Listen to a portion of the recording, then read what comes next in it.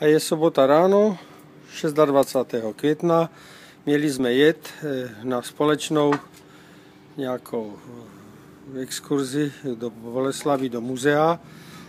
A vyvstal mi jeden technický problém.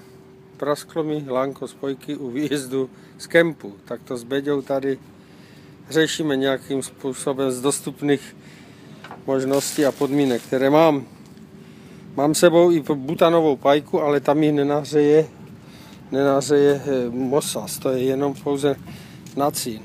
Takže to řešíme přes čokoládku a nějak by se to mohlo podařit. No, ještě máš náhradní lampu. Vyřešit, no, takže to by mohlo tu funkci nějak plnit. No, nebude to ideální, ale mohlo by to vydržet. Dáme tam ještě matičku. No, něco tam ještě dáme.